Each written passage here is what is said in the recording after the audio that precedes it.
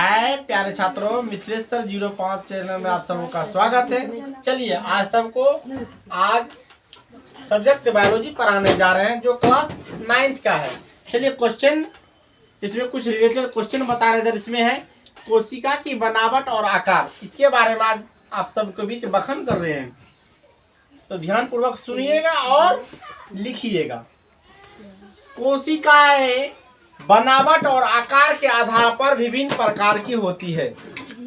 ठीक है, कोशिका जो होता है ये बनावट बनने के आधार पर विभिन्न प्रकार की होती है। कोशिका का आकार निश्चित नहीं होता है, ये गोलाकार भी होता है, चौकाकार भी होता है, चतुर्भुजाकार भी होता है। मतलब इसका आकार क्या होता है? निश्चित होता है।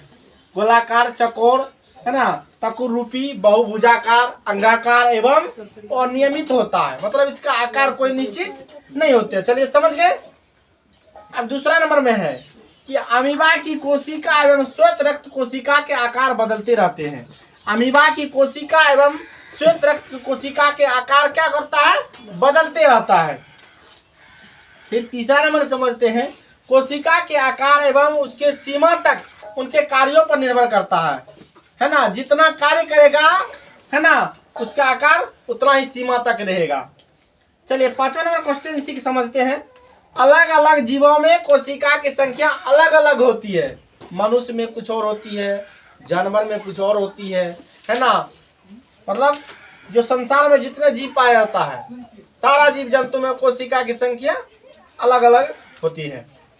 तो कोशिका इतने सूक्ष्म होते हैं, उन्हें हम सूक्ष्मदर्शी यंत्र से ही देख सकते हैं, है ना। कोशिका को देखने के लिए किस यंत्र का उपयोग करते हैं? सूक्ष्मदर्शी यंत्र का। किसका उपयोग करते हैं? सूक्ष्मदर्शी यंत्र का। कोशिका का आकार जो होता है ना, 0 से लेकर के 5 माइक्रोमीटर होता है ना। कोशिका का आकार कितना होता है? 0.5 से, है ना, 0.1 से 5 माइक्रोमीटर का होता है। जान गए। अब देखो, तंत्रिका कोशिकाएं लगभग 1 मीटर तक लंबी होती है। तंत्रिका कोशिका मनुष्य शरीर का सबसे बड़ी कोशिका होता है।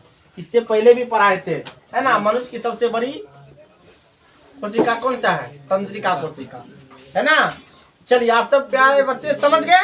चलिए आज फिर कल मिलेंगे इस बात, तो फिर बखान अगला चैप्टर में करेंगे इसके बारे में।